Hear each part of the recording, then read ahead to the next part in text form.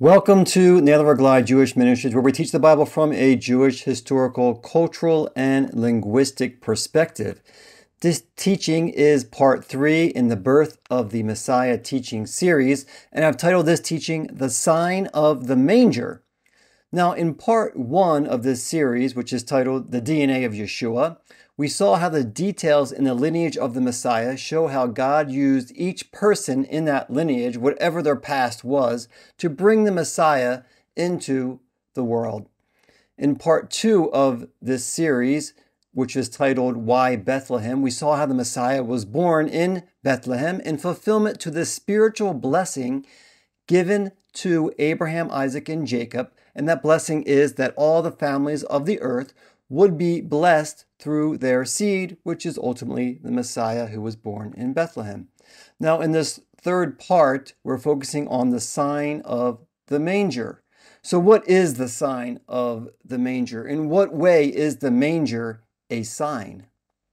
So it is in the Gospel of Luke where we read how an angel gave a specific sign to the shepherds in Bethlehem in order to find the Messiah. As you read here in Luke chapter 2, beginning in verse 8. Quote, "In the same region there were some shepherds staying out in the fields and keeping watch over their flock by night. And an angel of the Lord suddenly stood before them, and the glory of the Lord shone around them, and they were terribly frightened. But the angel said to them, 'Do not be afraid, for behold, I bring you good news of great joy, which will be for all the people. For today in the city of David there has been born for you a Savior, who is Messiah the Lord. This will be a sign for you. You will find a baby wrapped in clothes and lying in a manger.'" So here we see the sign, right? The angel told the shepherds that the Messiah was born that day in the city of David, which is Bethlehem, and he gave the shepherds a sign in order to locate this particular baby, right? He said, number 1, you will find a baby wrapped in clothes, and number 2, he will be lying in a manger. Seems very simple. Now, the Greek word for a sign that is used here is the word semeion, and it is generally used for a miraculous sign throughout the New Testament. It's used 77 times, and most times it is used as of a miraculous sign. So let's take a minute to understand the details of this sign and to identify the miracle, which is mentioned here in Luke 2:12. So number 1, it said that the shepherds would find a baby wrapped in clothes. So is finding a baby wrapped in clothes a miraculous sign? For what reason is a baby wrapped in clothes? What does this communicate? What is it saying? Now, I am not an expert on children, therefore I rely on the experts for the things that I know nothing about, motherhood and raising children. Now, in my online research, I found consistent answers to why babies are wrapped in clothing, and we call this swaddling, right? To swaddle. And just to define this word in the image in our frame here, to swaddle is to wrap someone, especially a baby, in garments, right? In clothing. Now, I'm going to be quoting from a particular article that explains why babies are wrapped in clothing. And this article is called Ever Asked Why We Swaddle Babies, right? It's kind of slang, right? Have you ever asked why we swaddled babies? So here we go. This is what I learned in my research. So from day 1, your little one, meaning the baby, requires a routine to settle and feel safe in their new world. And wrapping is a vital part of this process. Now, wrapping a baby snugly can help stop the startle reflex that happens as a reaction to any sudden movement or noise. Many babies throw their arms out, fan their fingers, or kick their legs, which can wake themselves up. Firm swaddling can help minimize this reflex and increase the chance of longer, deeper sleeps for babies and as a result for parents as well. Now, wrapping or swaddling a baby in clothing is a timeless tradition used for newborn babies, especially during their first few months of life. And as I learned, you generally only do this up until maybe month 4 at the latest. Most newborn babies are typically wrapped in clothing. Therefore, this act in itself is not a miraculous sign. It's universal. Most, if not all, mothers do this. They wrap their babies, their newborn babies. Therefore, the reason that the angel said to the shepherds, "You will find a baby wrapped in clothes," was more than likely to emphasize that this baby was newly born. So what about the manger? In what way was the manger a sign to the shepherds? The Greek word for manger is phatne, and it clearly means a feeding trough for animals, right? A place where animals eat. This Greek word phatne is only used 4 times in the New Testament, 3 times to refer to the place where Yeshua spent his first night as a newborn in the manger in Luke 2, and it's used 1 other time by Yeshua himself in reference to the Sabbath. And we read it here in Luke 13:15, quote, "But the Lord answered him and said, 'You hypocrites, does not each of you on the Sabbath untie his ox or his donkey from the stall and lead him away to water?'" Right? So here in this context, the place of animals is called the stall, right? It's the same word, phatne. So this Greek word phatne is an animal stall or a manger, a feeding trough. It is used as a place for animals and not as a bed for newborn babies. Unlike swaddling clothes, a manger is not a normal part of a newborn baby's life. Why was the Messiah born in an animal stall and placed in a feeding trough, a manger? Placing a newborn baby in a manger is unusual, but it is not necessarily a miraculous sign. In what way is the manger a miraculous sign? I believe we find the answer to these questions at the beginning of Luke 2 as we properly understand prophecy and culture. So we read earlier when the angel came to the shepherds in verses 8 to 12. Now we're just going back to the first part of Luke 2, verses 1 to 7, which says this.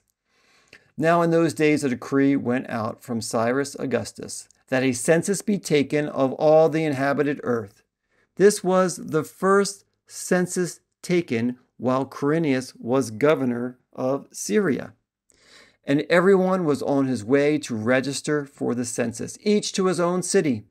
Joseph also went up from Galilee, from the city of Nazareth to Judea, to the city of David, which is called Bethlehem, because he was of the house and family of David, in order to register along with Mary, who was engaged to him and was with child. While they were there, the days were completed for her to give birth.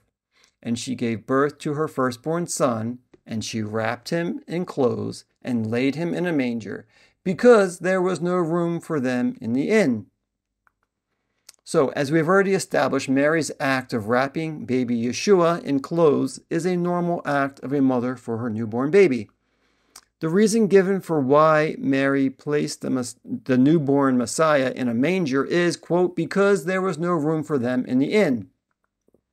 So what is meant by the phrase, "no room for them in the inn"? Many commentators and Bible teachers understand this phrase to mean that there was, quote unquote, no vacancy at the local inn or hotel.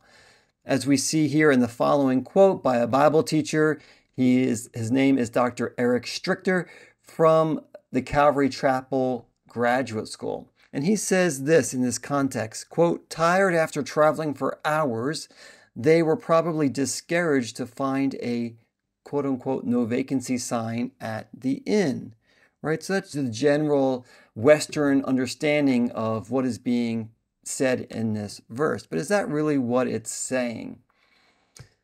Does the phrase, quote unquote, "no room for them in the inn" mean that the hotel in Bethlehem was full? Unfortunately, the word translated as inn is not a good translation. There are 3 good reasons to understand why this word translated as inn in English is something other than a hotel. Number 1, the original Greek word for inn. Number 2, the Middle Eastern culture. And number 3, the fact that this location is connected to the sign given to the shepherds. The Greek word for inn used in this verse is the word kataluma, which means guest room or lodging place. This Greek word is only used 3 times in the New Testament, here in Luke 2:7, in Luke 22, and in Mark 14. Now, the other 2 uses of this word in Luke 22 and Mark 14 are used in parallel accounts of the final Passover, the Last Supper that Yeshua partook of with his disciples. So because they're parallel accounts, I'm only going to look at Luke 22. You can look at Mark 14 on your own. So here's the account from Luke 22, beginning in verse 7. It says this: Then came the first day of unleavened bread on which the Passover lamb had to be sacrificed. And Yeshua sent Peter and John, saying, Go and prepare the Passover for us, so that we may eat it. They said to him, Where do you want us to prepare it? He said to them, When you have entered the city, a man will meet you carrying a pitcher of water. Follow him into the house that he enters. And you shall say to the owner of the house, The teacher says to you, Where is the guest room in which I may eat the Passover with my disciples? And he will show you a large furnished upper room. Prepare it there. And they left and found everything just as he had told them, and they prepared the Passover. So we just want to point out here where it says, when it uses the phrase the guest room, that is the Greek word kataluma. And I also highlighted the word house here, which I'll explain in a second, right? You see that word house highlighted twice because it's also important to understand it in its context. So the upper room where Yeshua had the final Passover with his disciples was a guest room. And that's from the Greek word kataluma, same as Luke 2:7. The guest room of the Last Supper is clarified as the upper room in a private house, right? It was someone's house, which is mentioned twice here in Luke 22. And that's why I highlighted that word house, because it's clearly the word house, and it's clearly referring to a guest room in that house. So the uses of kataluma in both Mark 14 and 22 clarify for us that the Messiah was born in a place for animals, because there was no room for them in the guest room of a house.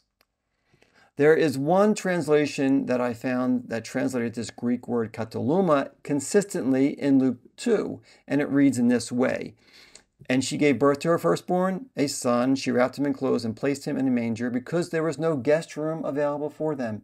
So this is from the New International Version, and I generally don't use this version, but it actually has a good translation for this word kataluma here in Luke 2:7. It's a guest room of a house. So when the scriptures tell us that there was no room for Mary and Joseph in the guest room, the text is literally telling us that there was no place found for them in the guest room of someone's house. So why is that? Why is this important? It is important because it is telling us something about the context and culture. We need to understand Middle Eastern culture. In Middle Eastern culture, there is always a place for a guest in one's house, in one's home. When traveling in the Middle East, it is customary to stay with family, friends, or close relatives. It is an insult to not stay with people who know you. Having lived in the Middle East, I've experienced this many times. Going back and visiting friends in Turkey, if I don't stay in their homes, they're offended. It is an honor for them to have me in their homes, right? It's always an honor to have guests. Joseph was from Bethlehem, or at least his family was from there, and he most likely still had extended family, relatives in Bethlehem, or at least a contact, a friend of a friend. When Joseph and Mary traveled to Bethlehem, they should have been invited into someone's house, and they should have been given a guest room. However, they were not. Why was there no space, no room in the guest room for Joseph and Mary in Bethlehem?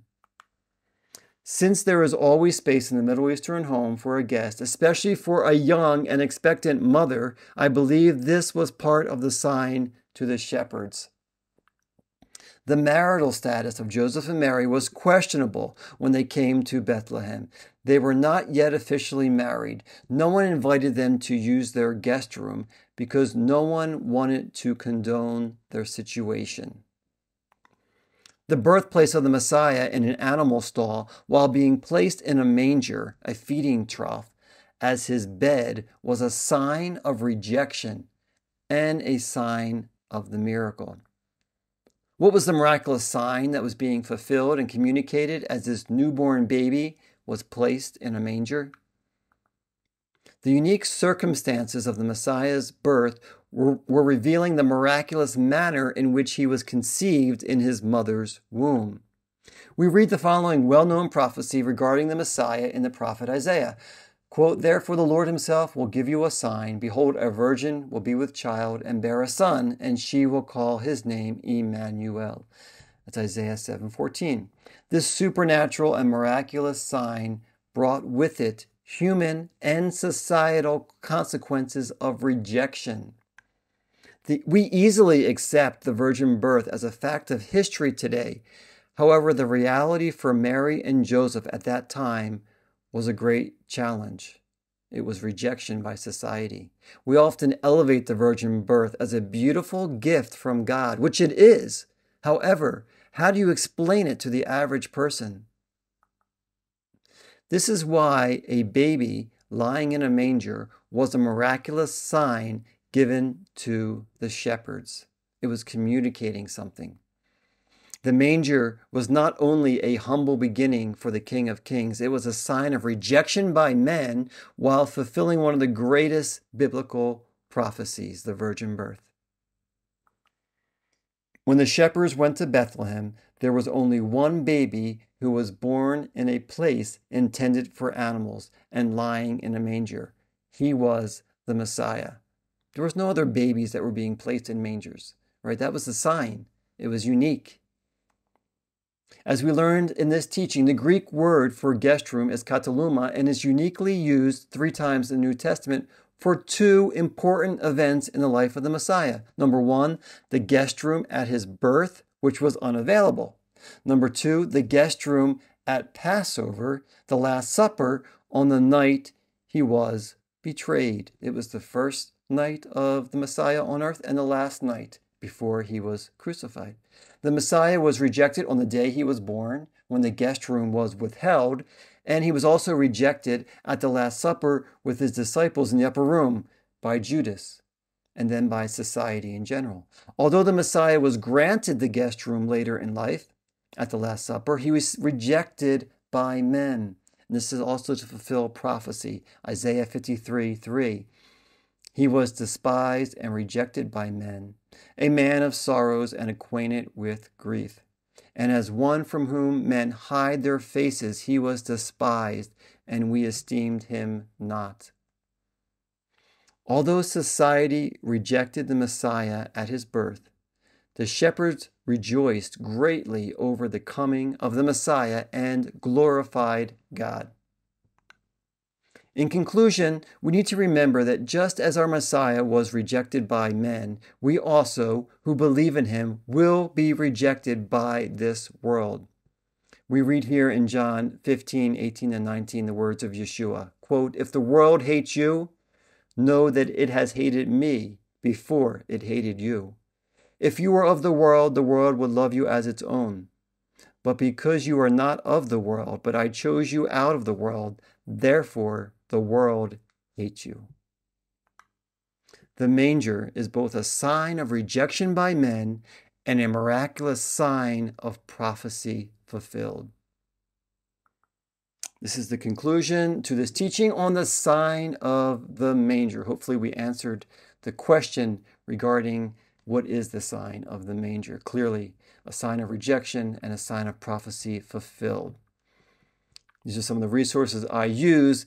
And as we celebrate the birth of the Messiah year to year, let us remember all that he endured from birth to death so that we may have eternity with him.